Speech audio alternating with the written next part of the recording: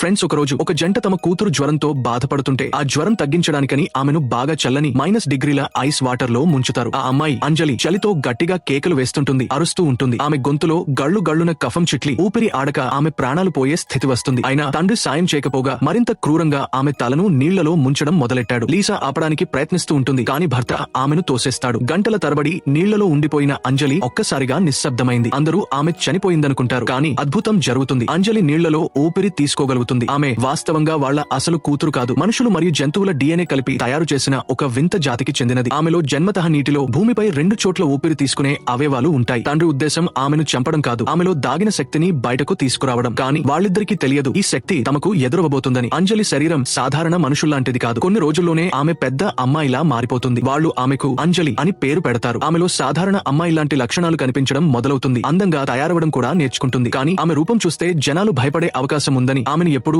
Godown లో దాచి ఉంచేవారు. బయటకు వెళ్లడం ఆమెకు కఠినంగా నిషేధించారు. అయినా అంజలి పెరిగి పెద్ద అమ్మాయిగా మారుతోంది. ఆమెలో ఒక పోరాట భావన మొదలవుతుంది. ఒక రోజు ఆమె టేబుల్ మీద నేను బయటకు వెళ్లాలని ఉంది అని రాస్తుంది. లీసా ఆమెను గట్టిగా మందలిస్తూ ఉంటుంది. అంజలి కోపంతో టేబుల్ ను తలక్రిందులు చేసి గాజు పగలగొట్టి బయటకు పరిగెత్తుతుంది. భర్త భార్య ఆమె వెనక్కి వెళ్తుంటారు. ఆమె ఇంటి పైకప్పు మీద నిలబడి బయటి ప్రపంచాన్ని చూస్తోంది. అకస్మాత్తుగా ఆమె కాలు జారింది. ఇద్దరూ ఆమె పడిపోతుందనుకున్నారు, కానీ ఆమె గాలిలో ఎగరడం మొదలెడుతుంది. అప్పుడు వాళ్లకు అర్థమవుతుంది అంజలి నీటిలో, భూమిపై, ఆకాశంలో కూడా జీవించగల శక్తి కలిగినదని. లీసా ఆమెను మరింత ప్రత్యేకంగా చూడడం మొదలెడుతుంది. ఆమెను అలంకరించి అమ్మాయిలా తయారు చేస్తుంది. కానీ ఒకరోజు అంజలి గదిలో లీసా భర్త నిక్కు సంబంధించిన బొమ్మలు కనిపించాయి. లీసా అడుగుతుంది, నీవు నా చిత్రం ఎందుకు గీయలేదు? అంజలి సిగ్గుతో బొమ్మలు దాచి పరిగెత్తుతుంది. లీసాకు అర్థమైంది అంజలి నిక్ ను ఇష్టపడుతోందని. ఆమె కోపంతో నా భర్తకు దూరంగా ఉండు అని హెచ్చరించి అంజలి పెంచుకున్న పిల్లిని తీసుకుంటుంది. అంజలి మనసు విరిగిపోతుంది. ఆ రాత్రి నిక్, లీసా నిద్రపోతుండగా అంజలి గోడౌన్ లో ఒంటరిగా బాధపడుతూ కూర్చుంది. నిక్ ఆమెను ఓదార్చడానికి మ్యూజిక్ వేసి డాన్స్ చేయమన్నాడు. ఇద్దరూ చేతులు పట్టుకుని డాన్స్ చేస్తుంటారు. అంజలి అందాన్ని చూసి నిక్ కాస్త తడబడ్డాడు, కానీ తనను తాను సమీకరించుకుంటాడు. గదిలోకి వెళ్లి లీసాతో అంజలితో మంచిగా ఉండు అని అంటుంటాడు. నిజానికి ఈ జంట అంజలిని ఒక కంపెనీకి అమ్మాలని ప్లాన్ చేస్తోంది. దానివల్ల వాళ్లకు చాలా డబ్బు వస్తుందని. లీసా ఆలోచించి తాను బహుశా కఠినంగా ప్రవర్తించానని భావించి మరుసటి రోజు అంజలికి ఆమె పిల్లిని తిరిగి ఇస్తుంది. కానీ